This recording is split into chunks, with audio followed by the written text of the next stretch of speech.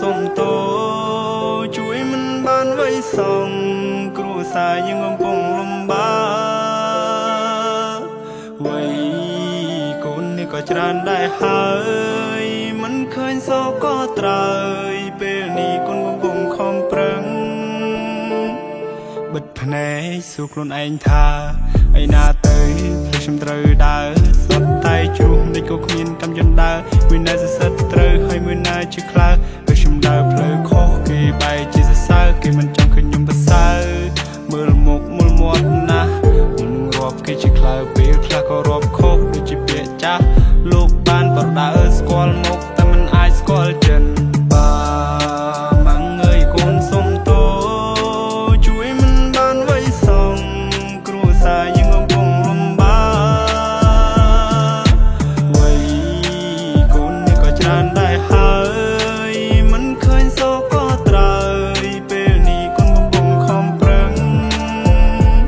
លើកដៃសំពះខ្ញុំចាក់ចេញពីផ្ទះទាំងធាមិនទាន់រះលះអារៈអ្នកតាទីខ្ញុំទ្រូងអួលស្ទះទូមិនសមនៅក្រុងក៏ខ្ញុំនៅតែជំនះមិនប្រណាំងនឹងគេតែប៉ុណ្ណានឹងកាពះគុនតែចង់ឈ្នះអាហាបីពេលក៏អរគុណព្រះគ្រាន់សង្ឃឹមថ្ងៃមួយប៉ុនលឺជីវិតភ្លឺចាំដូចថ្ងៃរះ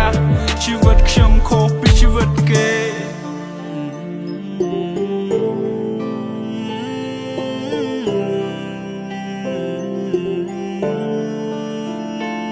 ជីវិតខ្ញុំខុសពីជីវិតគេគ្មានសៅរ៍អាទិត្យរវល់រហូតគ្មានពេលទំនេរខ្ញុំប្រឹងប៉ុណ្ណឹងហើយរឿងនេះមើលមិនឃើញទេបើខ្ញុំនៅតែក្រសុខភាពបានទេប្រឹងហើយក៏គេងមិនគ្រប់ធ្វើការតាំងពីព្រឹករហូតទល់ព្រលប់បើខ្ញុំមិនប្រឹងទេសុទ្ធតែបានអង្គមកពីណាខ្ញុំយកមកហូបជោគនេះហើយជាជីវិតនេះក្របិទភ្នែកបើកភ្នែក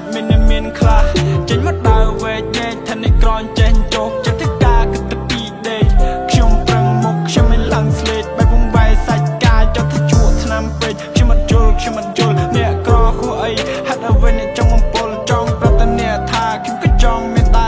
មិនតន់អំណោយផលវាស្នាខ្ញុំតបែម៉ាំងអើយកូនសុំតោជួយមិនបានไว้សោះគ្រួសារយើងកំពុងលំបាកវ័យកូននេះក៏ច្រើនដែរហើយមិនឃើញសោកក៏ត្រើយពេលនេះកូនកំពុងខំប្រឹងគណៈរាត្រីខ្ញុំជក់បរិយអង្គុយសំណោះខ្លួនឯងខ្ញុំចេះតែគិតពីនេះពីនោះគូក្បាលនេះគិតចង់ហុយផ្សាយឲ្យផ្លូវជីវិតរញ៉េរញ៉ៃត្រឡប់ទៅលិនដល់ឡើងវែងពេលដែលធំវិញសំពីច្រើនណាស់ខកកាលពីក្មេងស៊ីបាយឲ្យរត់ទៅលេងមិនដែលជាខ្វល់ឲ្យគិតគូពីរឿងអីផ្សេងប៉ុន្តែឥឡូវគិតច្រើនខ្ញុំផ្ទុះ my brain សំពីសំពងជីវិតមួយនេះលំបាកមែនរឿងជីវិតមិនលំបាកពេកហើយប្រឹងណាស់តែមិនឃើញកងត្រាយហើយពេលខ្លាចខ្ញុំមិនជាសែនហត់នៅហើយពេលខ្លាចខ្ញុំមិនជាសែនហត់នៅគិតទៅមនុស្សយើងមានជីវិតមួយដូចតែគ្នាតែជីវិតខ្ញុំវាដូចជារស់សែនវេទនាគេអ្នកមានគេរស់ស្រួលជីវភាពគេធូរធារតែខ្ញុំវិញក្រធ្វើចំណែកមកនៅស្រុកគេសែនវិញ្ញាជីវិតលំបាកត្រឡប់ទៅលិនឡើងមួយវីព្រោះតែក្រពេករៀនមិនចប់ទី12គ្មានចំណេះគ្មានជំនាញមានតែធ្វើជាកូលីញើហូលឡើងសាប់លីអូទៅដូរយកលុយទិញបាយស៊ីបើសិនយើងនៅតែអន់នៅគ្មានឯណាគេខ្វល់ទេទឹកមកមិនសូវប្រៃវាសាប់ដូចជាទឹកទន្លេ